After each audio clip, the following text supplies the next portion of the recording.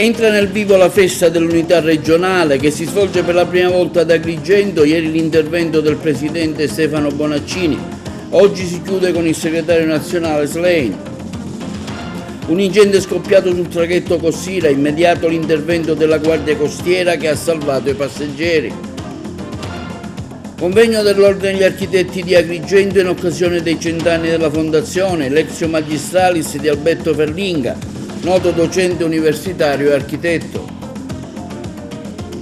Presentato ieri il Festival di Slow Food nell'ambito del progetto Youth & Food, gemellate le due città di Agrigento e Torino. Cresce l'attesa per la partita di domani all'Esseneto tra l'Akragas e il Trapani.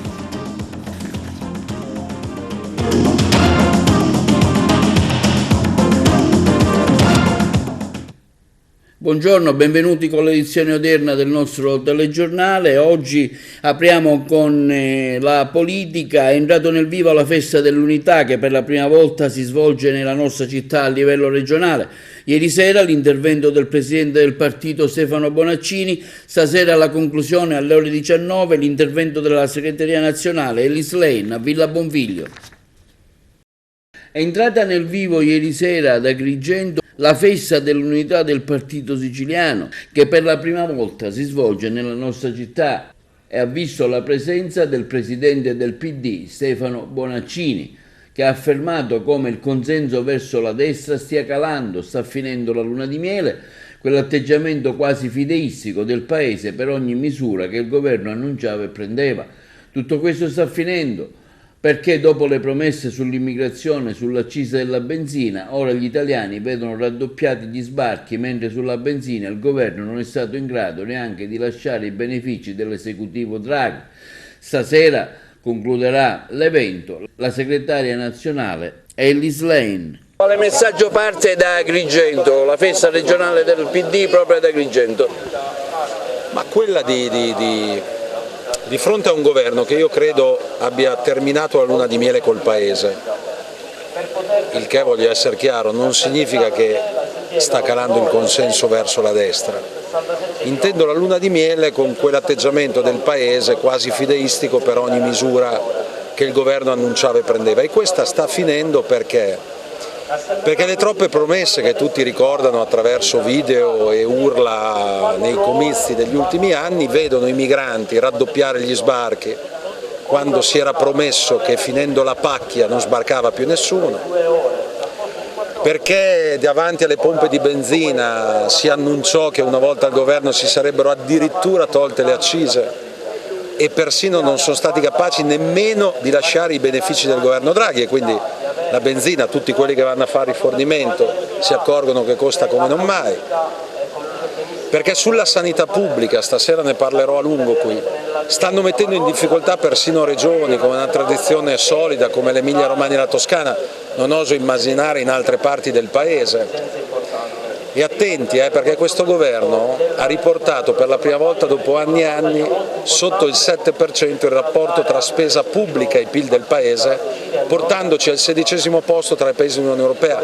Non ce lo possiamo permettere perché Tina Anselmi, gigante, nel 78 portò in Parlamento una riforma tra le principali che il paese repubblicano, l'Italia repubblicana ha conosciuto, che fu il passaggio dalle mutue all'idea di una sanità che dovesse diventare universalistica, cioè che un povero avesse lo stesso diritto di curarsi di un ricco. Ecco, io penso che siccome abbiamo scoperto, ed è un problema per il PD da risolvere, che anche alle ultime politiche, merito loro, la maggioranza di chi sta peggio economicamente ha votato per la destra, se sei un operaio a 1.200 euro al mese, o peggio un precario, o peggio un disoccupato, e per una visita specialistica ti dicono che ci vogliono 6 mesi, un anno e non puoi andare dal privato, che fai? Quindi qualche domanda qualcuno comincia a fare. Quello, e finisco, che serve, messaggio da qui che voglio dare, è che serve un Partito Democratico all'altezza di essere davvero percepito come alternativa di governo la prossima volta. Vuol dire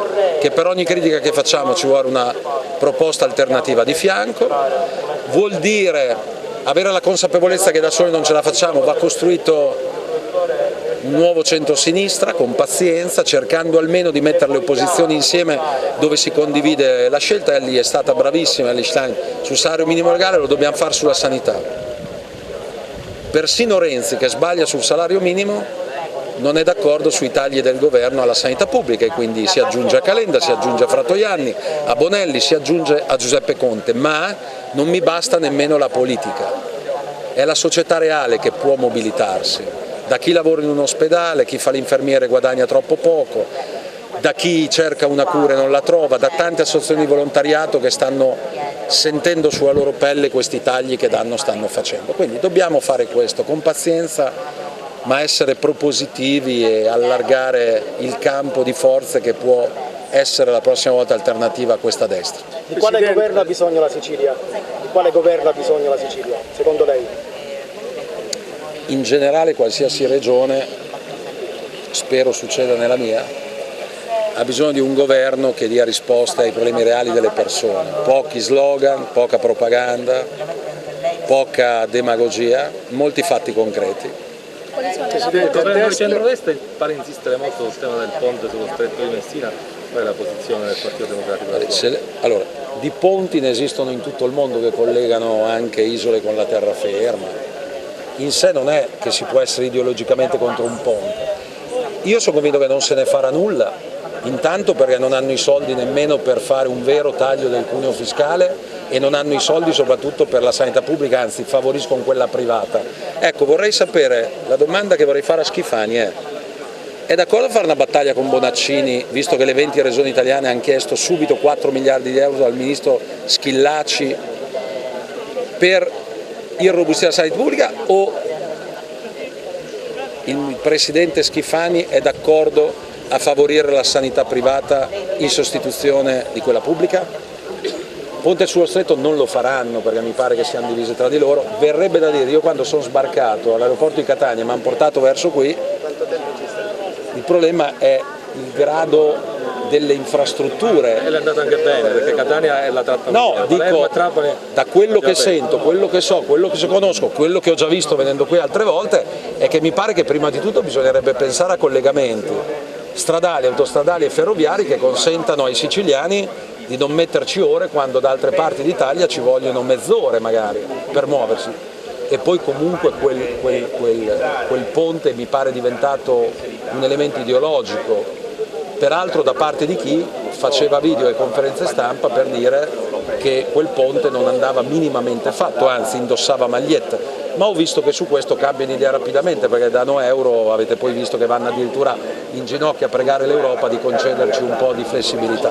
Presidente, ma si parla di un governo tecnico, comunque la Meloni teme che la sinistra stia lavorando per un governo tecnico. Io penso che la prossima volta noi al governo ci dovremo tornare se vinciamo le elezioni.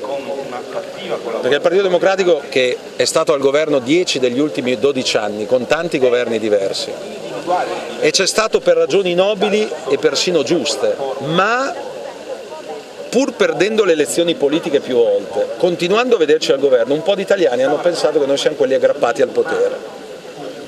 Io penso che abbiamo già dato e che la prossima volta, se si deve passare dal provare ad andare al governo, ci si va dalle urne. Guardate l'esempio di Sanchez, perde le amministrative in Spagna, tutti gli dicono rimani al governo visto che non si deve votare per forza, ha convocato in anticipo le elezioni politiche, tutti lo davano sconfitto e invece alla fine avete visto che il leader del Partito Popolare è stato respinto dalle Camere in Spagna e chissà che non tocchi a Sanchez o al centrosinistra. Detto questo, ha però recuperato voti in ragione del fatto del coraggio, riportando i cittadini a esprimere quale governo democraticamente volevano. Diverse le personalità che hanno partecipato del Partito Democratico ad Agrigento in occasione della prima festa regionale dell'Unità che si sta svolgendo a Villa Bonfiglio. Vi abbiamo effettuato alcune interviste che ve le proponiamo.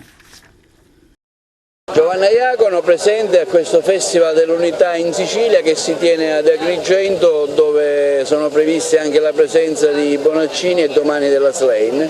Sì, per noi è un fatto importantissimo, è stato un segnale d'attenzione da parte della segreteria regionale l'avere scelto la nostra città, che tra l'altro quest'anno si candida a diventare capitale della cultura, un obiettivo che è stato a lungo perseguito e finalmente raggiunto e ottenuto. Abbiamo aperto ieri con un omaggio appunto ad Agrigento capitale della cultura, dicendo che per noi deve diventare un'opportunità, e noi ci siamo stati e ci saremo. 4 giorni intensi di dibattiti, di incontri per discutere delle problematiche che attanagliano la Sicilia e la nostra provincia, che è quella più al sud, è quella che storicamente soffre di più l'isolamento sia infrastrutturale che sociale purtroppo, ma momenti per mettere in campo e a frutto idee, confronti e le nostre energie per dare una nuova visione alla provincia, ma soprattutto alla nostra terra di Sicilia. Segretario Barbagallo, ad Agrigento oggi il Festival dell'Unità regionale, come avete scelto Agrigento? La festa dell'Unità regionale torna ad Agrigento dopo alcuni decenni, è un segnale di vicinanza a una provincia dove il Partito Democratico sta facendo bene, con la segreteria di Simone Di Paola e con tutto l'impegno della Federazione dei Giovani Militanti. Siamo partiti da Lampedusa per dare un segnale vero a una terra che ogni giorno si confronta sul tema dei migranti, e sta per iniziare il tavolo delle infrastrutture e dei trasporti, che è quello, devo dire, che sento di più, non solo per il mio ruolo in Commissione Trasporto in qualità di capogruppo, ma anche perché i trasporti in questa provincia, come nelle altre parti della Sicilia, sono veramente un disastro, con una grave responsabilità del governo regionale. Dopo quasi 20 anni torna ad Agrigento la Festa dell'Unità, un'occasione, un evento particolare perché si tratta di un'iniziativa di carattere regionale. Saranno 3 giorni di confronto, di approfondimento, un vero e proprio precongresso in vista dell'assise che ci sarà il prossimo anno, in cui si stanno discutendo i temi fondamentali della politica del partito, dalle questioni che riguardano l'immigrazione, i cambiamenti climatici, l'energia, la sanità, la scuola, i beni pubblici, i beni culturali, e anche di Agrigento capitale della cultura 2025. Ci stiamo confrontando su questi temi, stiamo definendo la piattaforma programmatica del partito, abbiamo discusso anche di questioni che riguardano Agrigento e domani chiudiamo in bellezza con il Lischlein. Partecipa la CGIL anche a questo congresso regionale del PD che si tiene ad Agrigento. Ecco, quali sono le istanze che il maggiore sindacato siciliano fa al PD? Innanzitutto stasera noi partecipiamo a una discussione sul sistema sanitario. Purtroppo in Sicilia vi è un sistema sanitario che non garantisce il diritto alla salute, le liste d'attesa sempre più lunghe, una rete ospedaliera inadeguata, ticket che crescono ogni giorno di più, e quindi c'è bisogno di una svolta profonda rispetto al nostro sistema sanitario, e oggi parleremo di questo. Poi è chiaro che confrontandosi con un partito politico che per tanti anni è stato forza di governo, in questo momento è all'opposizione, vorremmo parlare anche di lavoro, di sviluppo, di come cambiare questa terra a partire da un'azione comune sul contrasto all'autonomia differenziata, perché noi abbiamo la preoccupazione che oggi vi sono forze politiche che non guardano la Sicilia e il Mezzogiorno, e noi speriamo invece che il Mezzogiorno torni ad essere centrale nell'iniziativa politica di questo nostro Paese. E Convention nazionale di Forza Italia, iniziata ieri 29 settembre nel compleanno di Berlusconi. Numerosi parlamentari siciliani che hanno assistito e partecipato alla convention che si sta svolgendo a Pessum, tra cui l'onorevole Stefania Craxi, l'onorevole Riccardo Gallo, l'onorevole Mancuso, Tamaio e Miccichè. La giornata del ricordo della nostra identità, ha affermato l'onorevole Tajani, responsabile organizzativo del partito. Sentiamo uno straccio del suo intervento. Siamo quasi arrivati alla conclusione di questa giornata, che non è stata la giornata del ricordo, insisto, è stata la giornata della nostra identità, che è ben diverso.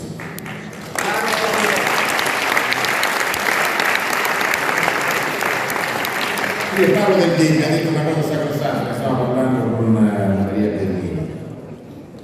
Berlusconi è stato il grande alfiere delle idee liberali del nostro paese. Le idee liberali erano valide allora, sono valide adesso, saranno valide domani. Quando noi diciamo che vogliamo, come ricordava il ministro Casellati, più impresa e meno Stato nell'economia, lo diciamo perché siamo liberali. Quando diciamo che ogni uomo ha diritto e ogni donna di realizzare il proprio sogno, lo diciamo perché siamo liberali. Lo diceva Berlusconi e quello che diceva ora è valido anche in questo momento.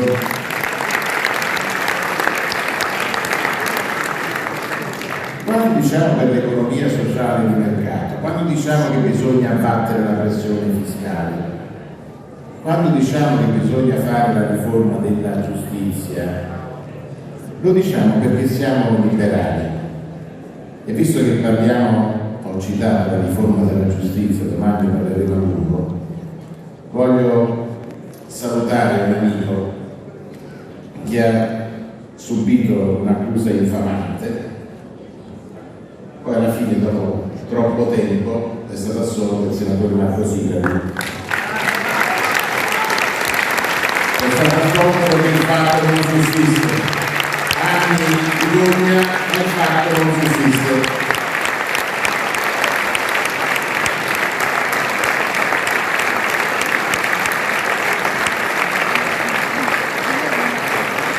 Come non sussisteva l'Argentino taxi. Troppa gente messa alla gogna non si sa perché, a me si sa perché, però non si sa. Quando diciamo che noi crediamo nell'Europa, lo diciamo perché crediamo nei valori che rappresenta l'Europa: la libertà, la solidarietà, la sussidiarietà, la centralità della persona. Siamo l'unico continente al mondo dove non c'è la pena di morte. Quando Berlusconi parlava di democrazia, di libertà, di diritti umani, si riferiva anche a questo. Siamo garantisti e proprio perché siamo garantisti siamo contro la pena di morte, ci battiamo per la moratoria in tutto il mondo per la pena di morte.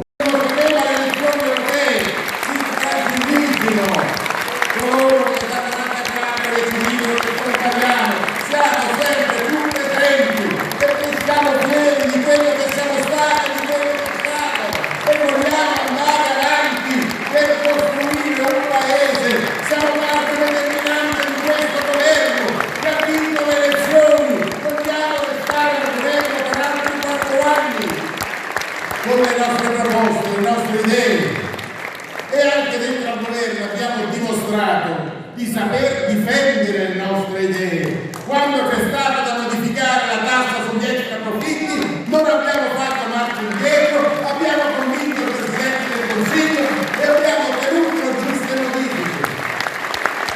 Forum a Palermo dell'ex ministro Gianni Alemanno, parliamo ai delusi dell'attuale governo, decideremo a novembre se trasformare l'attuale confederazione di diverse sigle politiche della destra sommersa in un movimento di partito che può partecipare alle prossime elezioni europee in servizio di Palermo. Gianni Alemanno lancia Forum, il suo nuovo progetto partitico che cerca di conquistare il favore dei delusi della Meloni, ovvero quelle persone che si aspettavano un cambiamento profondo e che ad oggi non c'è stato. L'incontro avvenuto a Palermo dalla location della Storia Palace ha visto protagonista l'ex sindaco di Roma, che ha presentato il programma politico della sua nuova sigla, che trovata la consistenza necessaria potrà essere una piattaforma di lancio per le prossime elezioni europee e per gli appuntamenti politici nazionali. Tra i punti principali la questione flussi migratori, rivendicazione geopolitica, un no deciso alla guerra in Ucraina e un occhio attento ai pericoli delle nuove tecnologie. Alemanno, è un impegno importante quest'oggi, voi presentate più tardi un nuovo partito, comunque qualcosa di nuovo, ma la Sicilia in questo momento rispetto all'Italia come è posizionata e cosa può fare? Presentiamo il progetto di nuovo partito, perché il forum oggi è la confederazione di una serie di sigle. Se ci saranno le forze, lo spazio eccetera, a novembre costituiremo il nuovo movimento e valuteremo quando presentarci, se alle europee o se successivamente, mentre a livello locale operiamo le liste civiche e quindi la Sicilia sicuramente è un laboratorio molto importante, perché innanzitutto la Sicilia deve reagire come tutte le regioni del sud all'autonomia differenziata, che è un progetto sbagliatissimo dell'attuale governo che rischierebbe di declassare il mezzogiorno d'Italia, tutto il mezzogiorno. Secondo, poi bisogna trovare un punto di congiunzione fra i forti movimenti autonomisti siciliani e quello che è il nostro discorso di sovranità nazionale, e questo punto di congiunzione è fondamentale, perché se non si recupera la sovranità nazionale anche le autonomie locali non hanno forza. Questa notte un incendio è divampato sul traghetto Cossire in navigazione da Lampedusa a Porto Empedocle, con a bordo 177 persone, tra cui 150 passeggeri, 27 membri dell'equipaggio, in salvo tutti i passeggeri da parte della Guardia Costiera. Sono stati evacuati e trasportati sulla nave Diciotti della Capitaneria di Porto i 175 a bordo del traghetto di linea Cossiria, dove nella sala macchine ieri sera, mentre era in navigazione verso Porto Empedocle, si è sviluppato un incendio. Solo una famiglia composta da 3 adulti e un bambino di 14 mesi è stata fatta salire sulla motovedetta CP324, come si vedono dalle immagini della Guardia Costiera, che è già giunta a Lampedusa, mentre tutti gli altri sono in viaggio verso Porto Empedocle. L'evacuazione è stata decisa durante la notte per motivi di opportunità, ossia per evitare che rimanessero troppo tempo in attesa sulla nave, e non di sicurezza, e non c'è mai stato alcun pericolo per l'incolumità dei passeggeri. L'incendio si è sviluppato mentre la nave di linea si trovava a 5 miglia a sud di Linosa. A bordo c'erano complessivamente 175 persone, tra cui 83 migranti trasferiti dall'hotspot di Lampedusa proprio verso Porto Empedocle, 10 carabinieri del reggimento Puglia, 27 membri dell'equipaggio e 55 passeggeri. Le fiamme sono state circoscritte e spente grazie ai sistemi di sicurezza. Il traghetto, subito dopo che il rogo è stato domato, è rimasto fermo in attesa dell'arrivo delle 2 unità della Capitaneria di Porto, sulle quali è stato fatto il trasporto dei passeggeri, dei migranti e dei carabinieri. L'Ordine degli Architetti di Agrigento, nella giornata di ieri a Casa San Filippo, ha ospitato una Lectio Magistralis tenuto dal professore architetto Alberto Ferlenga, noto esponente nello scenario dell'architettura italiana, che ha relazionato sul tema architettura, la differenza italiana, descrivendo il privilegiato rapporto tra l'architettura e l'Italia, che ha alimentato nel paese un notevole patrimonio architettonico. Ciò è avvenuto in occasione del centenario della fondazione degli Ordini. L'Ordine degli Architetti di Agrigento ha proposto la realizzazione di una biennale di arte e architettura nella Valle dei Templi, da tenersi nell'anno 2025 di Agrigento, capitale della cultura. Noi eravamo sul posto a seguire l'evento. Una biennale di arte e architettura nella Valle dei Templi. Gli architetti di Agrigento rilanciano l'idea in occasione della terza tappa del ciclo di eventi organizzati dall'Ordine per celebrare il centenario della fondazione degli ordini professionali di architetti e ingegneri. Il progetto piace al sindaco Miccichè, che condivide l'idea degli architetti e ne sposa il fine. Dopo gli eventi di marzo e giugno, che hanno ospitato grandi nomi dell'architettura contemporanea come Giuseppina Grazio Cannizzo, Franco Purini, l'Ordine degli Architetti nel pomeriggio di ieri a Casa San Filippo ha ospitato una Lectio Magistralis tenuta dal professore Alberto Ferlenga, noto esponente nello scenario dell'architettura italiana, che ha relazionato sul tema architettura, la differenza italiana, descrivendo il privilegiato rapporto tra l'architettura e l'Italia, che ha alimentato nel paese un notevole patrimonio architettonico. Al termine della Lectio Magistralis, l'Ordine degli Architetti di Agrigento ha conferito al professore Alberto Ferlenga il premio Penna d'Oro, il prestigioso riconoscimento istituito in occasione del centenario della fondazione degli ordini professionali degli architetti e degli ingegneri.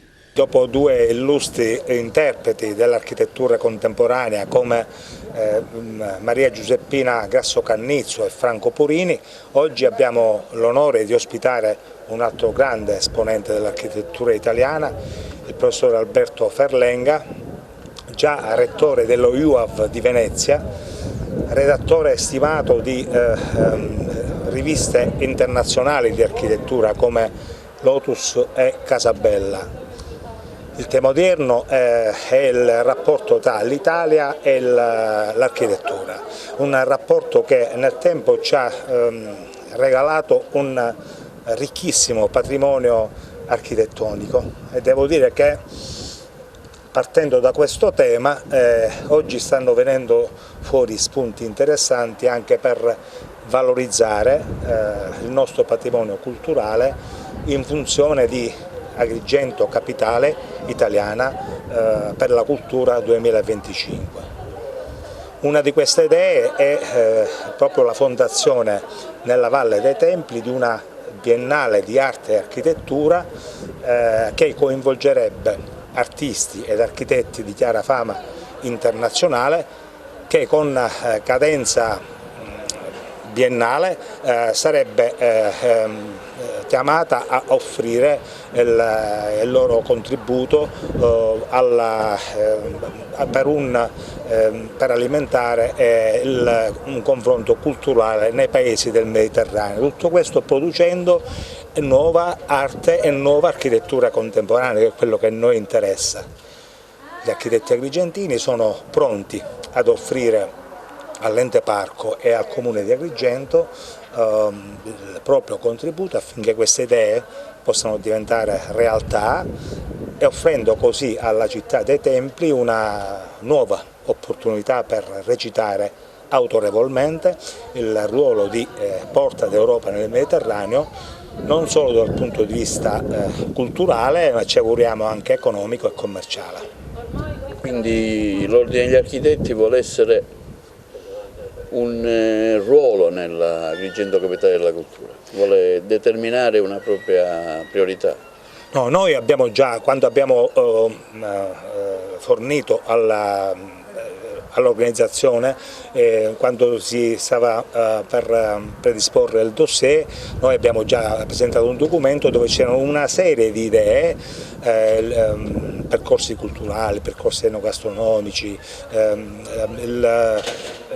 c'era anche un'organizzazione delle feste secondo delle tematiche, ma soprattutto c'era questa, la Biennale di Arte e Architettura, che noi riteniamo che se Venezia può avere la Biennale di Arte e Architettura, non capiamo perché la nostra Agrigento con la Valle dei Templi non possa fare lo stesso, richiamare un po' tutti gli artisti e tutti gli architetti di fama internazionale provenienti da tutto il mondo. Dimentichiamo che noi siamo al centro del Mediterraneo, che poi è la culla del linguaggio architettonico mondiale.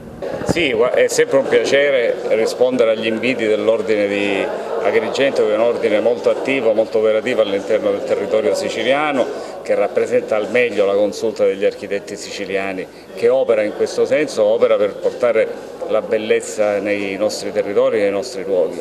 E queste iniziative, che celebrano sì i 100 anni della fondazione degli architetti in Italia, ma celebrano proprio la volontà di portare qualità all'interno delle nostre città, sono delle iniziative sempre importantissime e seguite da tutti, e io come Presidente della Consulta non potevo mancare a questo evento importante. Ecco, quanti sono importanti questi momenti anche per il vostro aggiornamento professionale? No, sono importantissimi perché ci portano a ragionare sull'architettura. L'architettura è bellezza, l'architettura è bene comune, quindi è sempre importante creare queste occasioni di incontro e di scambi con grandi personaggi. Il professore Verlaine è uno di questi, è uno che ha fatto tanto per l'architettura in Italia e sarà un piacere ascoltarlo oggi qui.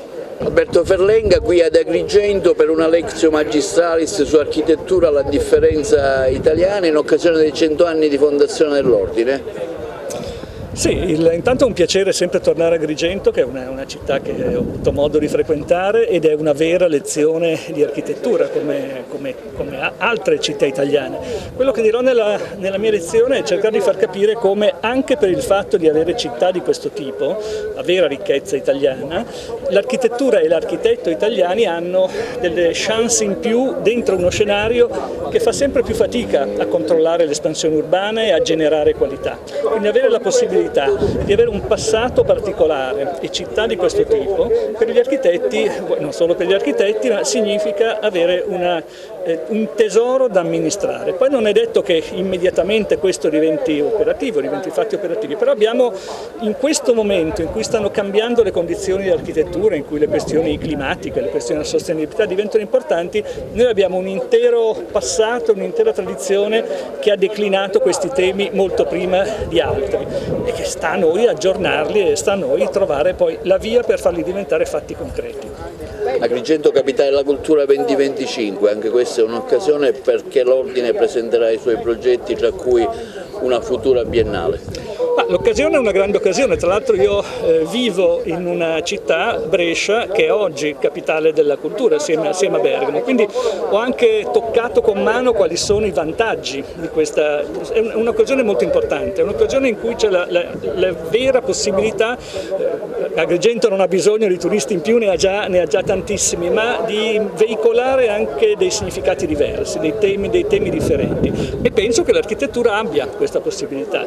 A Brescia abbiamo costruito per esempio una mostra sulla città per spiegare sia a chi arriva e sia a chi è in città come funziona una città, non dal punto di vista dei numeri, dal punto di vista delle forme architettoniche, degli spazi e così via. Quindi anche l'idea di costruire una biennale che si accompagni appunto a questa tradizione antica che è fatta dei tesori greci, ma è fatta anche dei viaggiatori che hanno portato in giro per l'Europa le immagini, è un'occasione importantissima. Certo, il tema è aggiornare e coinvolgere soprattutto i giovani in questo tipo di operazioni. Architetto Fiaccabrino, oggi è una giornata importante con questa Lectio Magistralis per onorare anche i 100 anni della fondazione dell'Ordine. Sì, ancora una volta ci stiamo celebrando un momento di altissimo valore culturale per il calibro del protagonista della serata di oggi, che dopo la Lectio Magistralis del 22 giugno del professore Purini, oggi vede ad Agrigento il professore Ferlenga, un altissimo esponente del mondo didattico e del giornalismo, è stato presidente è stato già rettore dell'Università di Venezia, redattore di Lotus, di Casabella, quindi di riviste di architettura di altissimo livello, autore di pubblicazioni di grandissima risonanza e oggi ci onora della sua presenza trattando un tema strettamente legato all'architettura, cioè l'architettura italiana e il rapporto con il più ampio panorama internazionale nel corso del tempo.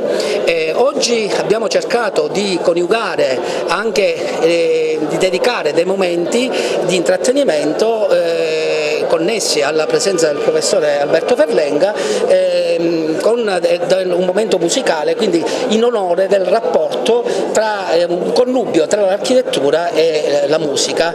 Da sempre la musica ha avuto un legame intimo con l'architettura per una pluralità di motivi e sarà anche l'occasione per consegnare al professore Ferlenga il premio Penna d'Oro proprio per onorare il suo grande impegno nel mondo del giornalismo legato all'architettura, del mondo accademico, didattico e quindi per noi è un grandissimo momento di festa che corona una serie di un lavoro fatto di una trama di impegni che oggi ci gratifica moltissimo, data anche la presenza di un folto pubblico. Degli architetti si prepara a Capitale della Cultura 2025 con una proposta su una futura biennale. Sì, devo ringraziare l'architetto un rinnovamento, l'avremmo invitato, avrei voluto fortemente credere in questo progetto. Sì, la proposta è quella di realizzare una biennale di arte, cultura e architettura proprio ad Agrigento all'interno della Valle dei Tempi. Penso che possa essere un tassello fondamentale affinché il nostro progetto, il nostro obiettivo, l'Agrigento Capitale della Cultura 2025, possa arricchirsi sempre di più. Un'iniziativa molto importante è celebrare l'architettura anche con la lezione del professore Alberto Ferlenga in questi luoghi, credo che sia molto importante. Agrigento va rivalutata per quanto riguarda la sua centralità per i beni culturali, per il paesaggio, ma anche per quanto riguarda l'architettura. L'Università dal canto suo sta facendo tanto, rilanceremo i corsi di laurea in architettura con delle iniziative molto importanti. Essere qui stasera per me è un onore, perché rinsaldare i rapporti tra università e ordine professionale credo che sia anche una questione molto importante per l'università che vuole sviluppare il suo mandato a livello territoriale. Faremo altre iniziative con l'ordine sicuramente, però è importante che queste centralità, questi momenti di sviluppo culturale siano davvero portati avanti anche in consonanza tra ordini professionali e università. Altre cose, devo dire, stiamo facendo con altri ordini professionali per far sì che veramente la ricerca universitaria, la ricerca scientifica continui a vivificare quella che è un'attività che i professionisti nel territorio devono portare avanti con grande vigore e grande sapienza culturale. Linea alla regia per gli spot pubblicitari. La scuola del futuro, tra le sfide e le opportunità offerte dall'intelligenza artificiale. Sarà questo il tema della seconda edizione di Didacta Italia, che si terrà a Mister Bianco di Catania dal 12 al 14 ottobre, organizzato in collaborazione con la Regione Siciliana. Ha presentato l'evento l'assessore regionale alla pubblica istruzione Turano. Didacta è la nuova scuola del futuro. Le nuove tecniche di istruzione, le nuove metodologie, l'intelligenza artificiale, le aule immersive, tutto quello che oggi, entrando in una scuola, un alunno e un insegnante vorrebbe vedere. La nostra scommessa è ammodernare gli istituti, coinvolgere i docenti, fare capire come cambia la scuola, rendere le nuove metodologie applicabili a tutti e far conoscere ai ragazzi che le scuole non hanno soltanto una funzione didattica, ma hanno anche una funzione educativa, sociale. Apriremo le scuole durante tutto l'anno e non soltanto durante l'orario delle lezioni. Sono felicissima di essere qui e di organizzare per il secondo anno come Didacta Italia l'edizione siciliana. Ci dobbiamo aspettare che Didacta è praticamente raddoppiata, ci sono il doppio degli spazi, il doppio degli eventi formativi, il doppio delle aziende e quindi sarà un evento, l'anno scorso è stato un grandissimo evento, quest'anno ci auguriamo che i docenti e i dirigenti scolastici vengano ancora di più perché c'è una maggiore offerta. 3 giorni pieni di scuola, questa è la cosa bella, saranno 3 giorni incentrati sulla formazione per il personale scolastico. Al centro sarà poi la bellezza di vedere come si fa a scuola, partendo proprio dagli insegnanti e dalla loro voglia di mettersi sempre in gioco, formandosi e migliorando le proprie competenze professionali. Presentato ieri 20 Mediterranei al foyer del Teatro Pirandello, che vede le città gemellate di Agrigento e Torino per il Festival di Slow Food organizzato nell'ambito del progetto Youth Food, il cibo veicolo di inclusione per i minori stranieri non accompagnati. Noi eravamo sul posto. Presentato ieri presso il foyer del Teatro Pirandello 20 Mediterranei, che vede le città gemellate di Agrigento e Torino per il Festival di Slow Food organizzato nell'ambito del progetto Youth Food, il cibo veicolo di inclusione per i minori stranieri non accompagnati. Non solo migrazione, appunto il tema parla proprio di Mediterraneo. La migrazione è soltanto uno degli aspetti che coinvolge tutte le comunità che sul Mediterraneo si affacciano e quindi il Festival vuole diventare un momento di connessione tra varie comunità intorno al cibo, intorno alla cultura, intorno a temi importanti per tutti noi che dobbiamo attraversare e quindi in qualche modo affrontare le sfide di domani. Vediamo qui dei pani esposti, come mai? Questa è una delle mostre che stiamo presentando in collaborazione con Slow Grains, che è l'organizzazione di slow food che si occupa dei grani antichi in tutta Italia e promuove anche i pani tradizionali. Qui abbiamo alcuni esempi di pani tradizionali che sono arrivati da varie parti d'Italia, alcuni arriveranno stasera e altri domani mattina e quindi saranno circa una ventina di pani e ci piaceva condividere anche questo aspetto, visto che il pane sarà il tema conduttore del festival di quest'anno. Assessore, il Comune di Agrigento partnership di questa iniziativa Venti Mediterranei? Assolutamente sì.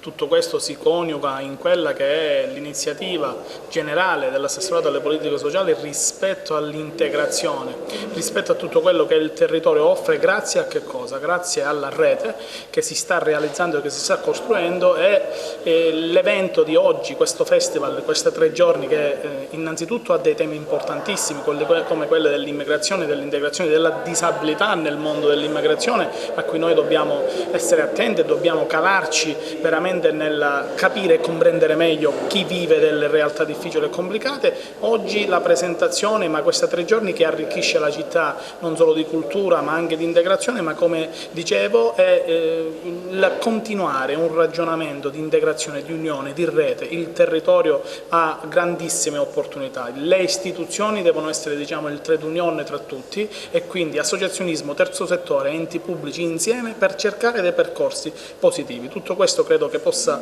essere possibile. Noi ci siamo, l'assessorato alle politiche sociali presente, ma continueremo senza ombra di dubbio in altre iniziative che metteranno al centro la città rispetto ai temi importanti da discutere. Voi partner di questa iniziativa che sposa Agrigento con Torino, qual è la vostra attività che svolgerete in questo senso? Noi siamo una cooperativa che fa formazione nella ristorazione, quindi seguiamo questi ragazzi, 30 ragazzi minori stranieri non accompagnati, in partenariato con Agrigento e con Slow Food Capofila, e li formiamo in pizzeria, cucina, sala bar, pasticceria e poi li accompagniamo al lavoro, quindi gli procuriamo dei tirocini e poi proprio delle assunzioni e abbiamo attualmente degli ottimi risultati di assunzione di questi ragazzi. Come mai questo gemellaggio fra Agrigento e Torino? Diciamo che Slow Food ha fatto da tramite fra Agrigento e Torino e noi siamo ben contenti di poter fare questo scambio con la città di Agrigento e abbiamo trovato molte similitudini, quindi in realtà spesso le difficoltà da superare e i problemi sono gli stessi, però anche abbiamo scoperto dei partner bravi e ci troviamo molto, la rete funziona, infatti risolviamo le difficoltà e riusciamo ad accompagnare questi ragazzi. Il prossimo appuntamento sarà a Torino ovviamente. Proprio così, a fine ottobre avremo anche da noi il Festival del Mediterraneo, quindi siete invitati a venirci a trovare a Torino. Siamo molto contenti di essere ad Agrigento in questi giorni fino a lunedì per questa edizione pilota del Festival Venti Mediterranei. Come partner del progetto siamo quelli che mettiamo a disposizione l'accoglienza dei minori stranieri non accompagnati, dei neomaggiorenni e li accompagniamo durante questo percorso di inclusione attraverso il cibo, attraverso le attività per cui sono formati e che cercano di abbracciare ogni giorno sia a livello di formazione e tirocinio ma anche inclusione lavorativa. Abbiamo anche degli educatori di riferimento che accompagnano i ragazzi ogni giorno e che seguono passo per passo il loro progetto individuale nel raggiungimento dell'autonomia sul territorio che li ha accolti sia qua ad Agrigento sia nel nord del torinese.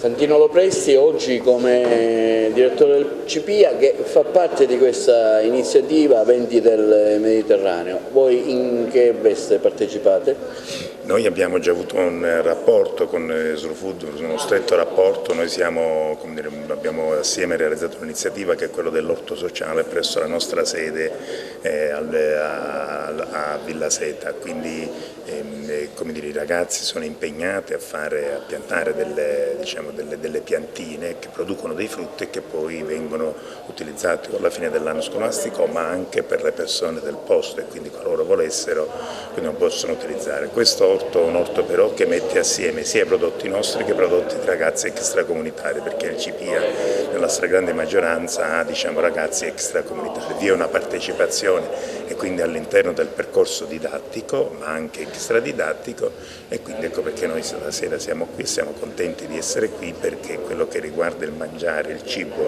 il giusto è importante. Talvolta noi non ci rendiamo conto, ma ormai tanti prodotti vengono non utilizzati, e con tanti prodotti che non sono utilizzati tanta gente invece vivrebbe in buone condizioni.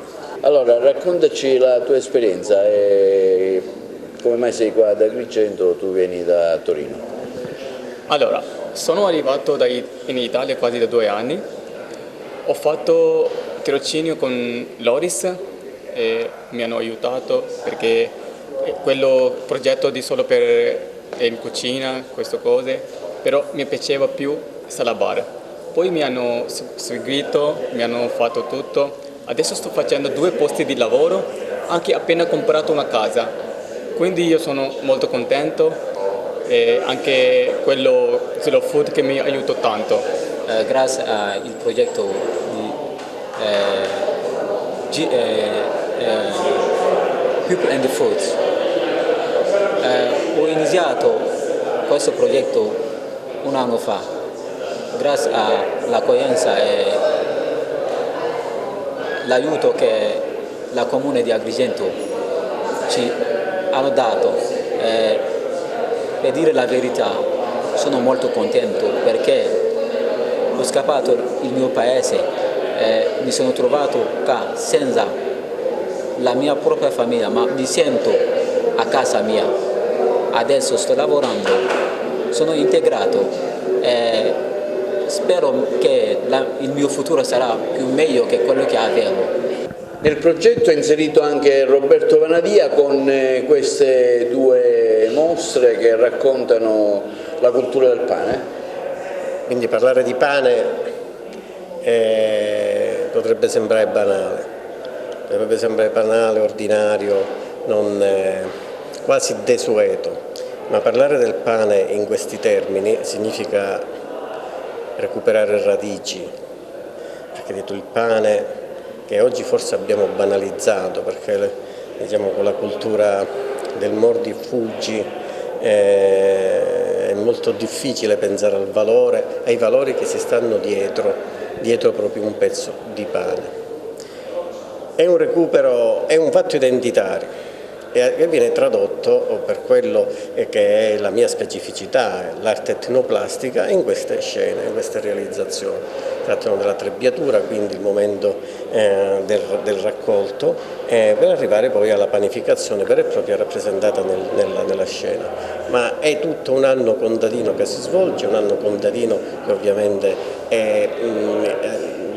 che matura in un rapporto veramente straordinario, intimo tra natura e cultura, quindi l'uomo che si fonde nella natura. Questa è una cosa straordinaria. E in queste scene questi concetti vengono tradotti plasticamente. Ecco, quindi è questo. Continua il dibattito sul futuro ponte dello Stretto. Pur mancando i soldi per la sua realizzazione, il governo vuole aprire ugualmente i cantieri, il servizio. Per il fronte del no è una buona notizia, ma per chi crede nel collegamento stabile tra Sicilia e Calabria, per chi crede fortemente nel progetto del Ponte dello Stretto, apprendere che allo stato attuale il governo non ha messo in manovra le risorse necessarie per avviare questo progetto. I cantieri dovrebbero sempre, secondo il ministro Salvini, partire le strade del 2024, non è certamente un segnale positivo. Sì, è una notizia scontata, noi non abbiamo mai sbagliato una previsione, ma non perché siamo particolarmente intelligenti, ma perché loro sono banalmente scontati.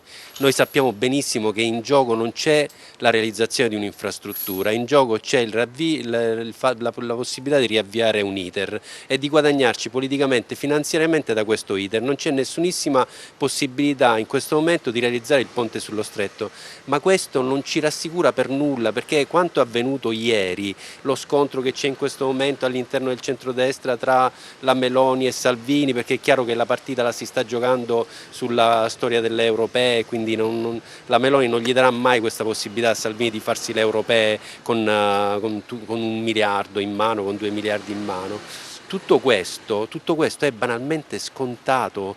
Loro l'unica cosa che faranno, l'ha detto ieri Giorgetti, sarà di fargli avere qualche cosa, un centinaio di milioni di euro, qualcosa del genere che consenta loro di far partire, di avviare i cantieri. E questa è una notizia orribile, perché è una notizia che ci dice che la città inizierà la sua fase di devastazione senza neanche avere nella sua prospettiva il ponte sullo stretto.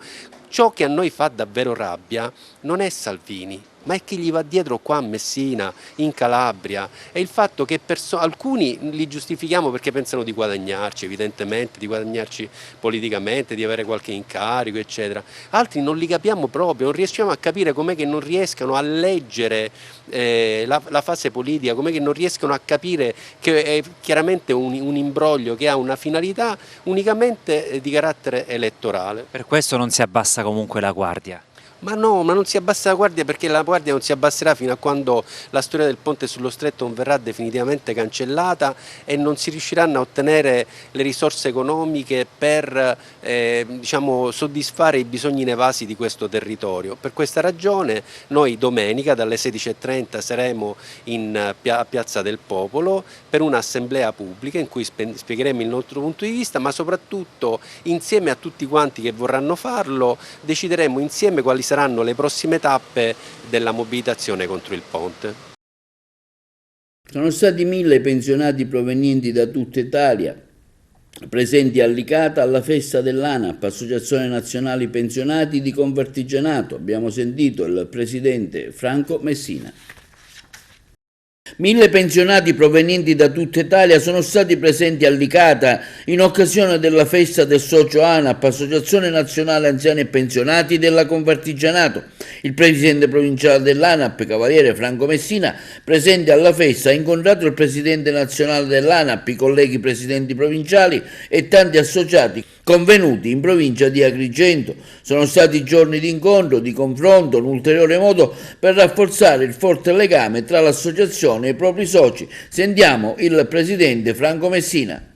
Come presidente provinciale dell'ANAP di Agrigento sono stato presente e ho avuto l'opportunità di incontrare sia il presidente nazionale che il segretario nazionale e tanti miei colleghi, sia presidente regionale e presidenti provinciali. Questo ci ha dato la possibilità di scambiarci determinate idee, di effettuare dei programmi futuri. È stato un incontro che con i 1000 partecipanti dell'ANAP che sono arrivati da tutta Italia abbiamo trascorso più di 11 giorni, più di 10 giorni in questo bellissimo residence che c'è a Licata, svago, divertimento e poi la possibilità di fare quasi giornalmente dei check-up gratuiti per ognuno di noi che aveva alcuni problemi sia polmonari, sia dell'occhio, sia per lo stomaco e via dicendo, oltre ad avere quasi giornalmente delle escursioni per far conoscere le bellezze della nostra Sicilia. È stato un incontro che comunque è stato molto importante per scambiarci le idee e per pensare a un futuro migliore per noi pensionati. Sono 66 gli indagati dell'inchiesta relativa ai rifiuti trovati negli alvei dei torrenti, 14 camion sequestrati nel Messinese da parte della magistratura locale. Ben 66 persone risultano indagate nel Messinese per avere sversato rifiuti in 2 torrenti. Nelle scorse ore i carabinieri della compagnia di Barcellona Pozzo di Gotto hanno eseguito i sequestri preventivi emessi con decreti dei GIP del Tribunale del luogo di 14 autocarri del valore complessivo di oltre €1 milione appartenenti a diverse ditte della zona, nonché la misura cautelare interdittiva del divieto temporaneo di esercitare attività imprenditoriali per la durata di un anno a carico del titolare di un'impresa. I provvedimenti sono stati adottati nell'ambito di 2 procedimenti iscritti per i reati di realizzazione di discarica abusiva, combustione illecita di rifiuti e abbandono di rifiuti a seguito delle indagini condotte dai carabinieri delle stazioni di Merì e Terme Vigliatore, sotto il coordinamento della Procura di Barcellona Pozzo di Gotto, diretta dal procuratore capo Giuseppe Verzera. Gli inquirenti hanno documentato numerosi sversamenti illeciti di rifiuti nei greti dei torrenti Mele e Patri e che vedono complessivamente 66 persone indagate, tra cui titolari di imprese del settore edile, della lavorazione del legno, di prodotti agricoli, del commercio del ferro e del trasporto merci, oltre a ristoratori, proprietari di officine meccaniche, attività commerciali e cittadini residenti della zona. Le indagini effettuate anche attraverso l'analisi meticolosa di numerosi video, acquisiti con l'utilizzo di telecamere occultate nei pressi dei 2 corsi d'acqua, hanno consentito di accertare le condotte degli indagati, i quali, come evidenziato nei provvedimenti giudiziari, hanno concorso in uno scempio del territorio con la riduzione dei torrenti sottoposti a vincolo paesaggistico e largamente prosciugati per lunghi periodi dell'anno ad una vera discarica, facendone oggetto di una selvaggia aggressione ambientale. Gli indagati, secondo l'accusa, con più condotte ripetute nel tempo e documentate dal maggio al dicembre 2022 in più punti dei torrenti, in assenza di alcuna autorizzazione, avevano trasportato e sversato nei greti dei fiumi rifiuti di vario tipo, anche pericolosi e in particolare scarti delle attività di imprese, tra cui materiale edile in ferro, legno, fino ad arrivare a derivati della lavorazione di alimenti o prodotti da animale d'allevamento. In alcuni casi i rifiuti, dopo essere stati abbandonati, erano stati addirittura incendiati con fiamme che avevano prodotto un'intensa nube di fumo e che non si erano propagate grazie alle non favorevoli condizioni meteorologiche. Nei 2 procedimenti penali sono indagati anche 31 residenti della zona, i quali risponderanno dei reati di abbandono di rifiuti, le cui pene variano da 6 mesi a 2 anni di reclusione e che sono stati sorpresi dalle telecamere predisposte dai carabinieri, mentre utilizzando le proprie autovetture gettavano rifiuti di natura domestica. L'operazione pone l'accento sulla volontà dei carabinieri della compagnia di Barcellona Pozzo di Gotto, coordinati dalla Procura della città del Longano, nell'infrenare i reati ambientali illeciti gravissimi che provocano un danno ingente all'intero ecosistema, pregiudicando la salubrità e la bellezza dei territori. Si precisa che per gli indagati vale il principio di non colpevolezza fino ad eventuale sentenza definitiva di condanna. E passiamo allo sport. Cresce l'attesa per la partita di domani contro la forte squadra del Trapani all'Esseneto di Agrigento. Il servizio di Lentini.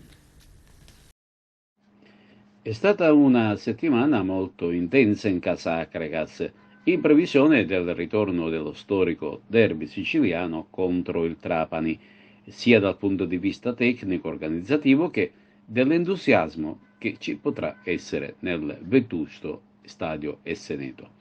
Per la seconda volta in stagione, la prima è stata con il Licata, si appresta a vivere una domenica particolarmente intensa per l'attesa e massiccia presenza dei tifosi in tutti i settori del campo. Infatti, oltre la curva sud ci sarà aperta anche la tribuna laterale e quella centrale, e verrà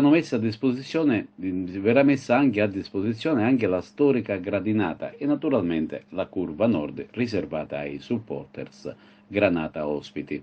A proposito di quest'ultimi, si attendono da Trapani più di 300 tifosi che, sommati a quelle di casa, dovrebbero raggiungere un notevole numero di presenze sugli spalti. L'euforia per le ultime 3 gare consecutive vinte dall'Acregas, salvo quella prima sconfitta interna con i cugini del Licata, ha ridato sicuramente entusiasmo alla piazza biancazzurra, che adesso sogna l'impresa dei propri beniamini in questi ultimi giorni per il perdurare di alcune assenze forzate dovute a determinati anche infortuni. La società ha provveduto a rafforzare la rosa con un paio di innesti. L'esterno offensivo Paolo Grillo, classe 97, originario di Partinico e cresciuto nel settore giovanile del Palermo. Il 25enne può vantare un palmares di tutto rispetto, collezionando innumerevoli presenze tra Serie B e Serie C, con le maglie di Siena, Siracusa, Pro Vercelli, Sicula Leonzio, Cittadella e Catanzaro. L'ultimo arrivato invece è un under, il centrocampista Gianluca Pirvu, classe 2005, più volte chiamato in Nazionale Juniores, e la scorsa stagione notato e prelevato dal Cartigliano, che è una compagine vicentina che milita in Serie D. Al momento non si sa se i due, oltre gli altri arrivati di recente, sono arruolabili o meno per questa sfida. E l'11 è top secret. Agragas Trapani sarà arbitrata da Andrea Migliorini di Verona. Gli assistenti saranno invece Giuseppe Minutoli di Messina e Roberto Cusimano di Palermo. La gara, ricordiamo, avrà inizio alle ore 15:30. Ed ora spazio alle interviste di questo interessantissimo prepartita. Mister Marco Coppa, domani all'Esteneto arriva la corazzata a Trapani. Che tipo di partita servirà per provare a portare a casa l'intera posta in palio? Ma come ho ribadito più volte questa settimana, domani da parte nostra deve esserci grandissima umiltà, e quando parlo di umiltà significa tantissima corsa, tantissima applicazione, tantissima attenzione tattica, nessun calo di tensione, nessun calo di concentrazione. Affrontiamo la squadra più forte, quella che ha speso di più in assoluto in questo campionato, è la squadra che deve per forza di cose ambire a vincere questo campionato, però la partita inizia 0-0, per cui noi non vogliamo passare per vittima di nessuno. È la classica sfida che si prepara da sola? Ma assolutamente sì, infatti questa settimana noi ci siamo allenati bene, come ci alleniamo da sempre, dal primo giorno, però ci siamo allenati con grande serenità, con grande anche allegria quando era il momento di sorridere un po', e anche oggi alla vigilia sarà una giornata dove la passeremo tutti insieme, ma veramente in totale serenità, con la testa alla partita, perché tanto è inutile negarlo, mentre faremo le cose che da fare durante il ritiro pre-gara avremo sempre in testa la partita. Fisicamente e mentalmente come è arrivata a questa sfida? L'Agragas ha vinto le ultime 3 partite e le ha vinte con merito. Le ha vinte con merito e arriviamo a questa partita secondo me con una convinzione in più, che è quello che siamo diventati e stiamo diventando sempre più squadra, che è la cosa che mi piace di più delle individualità che a noi non mancano. Noi abbiamo anche giocatori importanti, abbiamo anche caratteristiche importanti, però quello che mi piace di più è vedere il gruppo squadra, quello che sono dentro lo spogliatoio lo trasferiscono in campo, e questo è ancora una convinzione in più che è entrata dentro la testa dei ragazzi. Domani è previsto il pubblico delle grandi occasioni, è un'arma in più per l'Agragas la spinta dei propri tifosi? Inevitabilmente sì, credo che tutti vorrebbero giocare queste partite e anche tutte le settimane. Avere tanta gente che viene a supportarci e a tifare come fa la nostra curva dal primo minuto fino al 95esimo è qualcosa che vorrebbero tutti i giocatori avere ogni domenica, per cui mi auguro sia una marcia in più. Io mi auguro pure che domani ci sia tanta misura e tanto equilibrio da parte di tutti gli spettatori, di tutti gli addetti ai lavori, perché noi siamo una squadra che domani farà di tutto, questo ve lo dico in largo anticipo, farà di tutto per tentare di fare risultato contro una squadra che però sappiamo sulla carta essere più forte, per cui domani mi auguro anche che ci sia davvero tanto buon equilibrio da parte di tutti, perché so che quando vogliono anche i tifosi agrigentini riescono ad essere tifosi intelligenti. Questo non significa, ripeto, che noi domani non tentiamo di fare le cose per bene, di portare la partita a casa, perché nessun allenatore vuole scendere in campo per non portare a casa addirittura i 3 punti, e neanche i miei giocatori domani che sono cresciuti nelle ultime settimane in maniera esponenziale sotto tutti i punti di vista vogliono scendere domani in campo per non vincere la partita. Lo faremo con grande umiltà, ripeto, perché quella deve essere il primo nostro requisito, però consapevoli che davanti abbiamo una grande squadra. Vediamo ora quali sono gli incontri che si svolgono per il campionato di Serie D giunto alla sua quinta giornata e i relativi arbitri designati per le squadre agrigentine. Il servizio di Carmelo Lentini.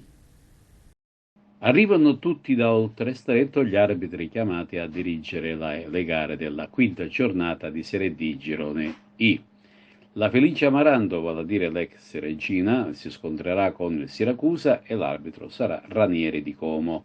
Agregas Trapani, l'abbiamo detto nel servizio, arbitrerà Andrea Miglioridi di Verona con assistenti Giuseppe Minutoli di Messina e Roberto Cusimano di Palermo. L'altra gara che interessa l'Agrigentina Canicattì contro il Sant'Agata al Saraceno verrà arbitrata invece da Gianluca Toselli di Gradisca di Sonzo, assistenti Salvatore Barbanera di Palermo e Salvatore Girolamo Matucci di Trapani. Poi si giocherà anche al Valentino Mazzola la sfida tra San Cataldese e Licata. L'arbitro è di Padova, si chiama Giuseppe Sassano e gli assistenti saranno Salvatore Damiano di Trapani e Francesco Davide Bonaccorso di Catania. Ma vediamo quali sono le altre partite in programma per questo quinto turno. A Ciriale San Luca, Locri Gioiese, Nuove Gea Virtus Portici, a Fragolese Ragusa e Vibonese Castrovillari. E questo è tutto per TV Notizie di oggi, vi diamo appuntamento alle prossime edizioni e vi auguriamo un buon fine settimana.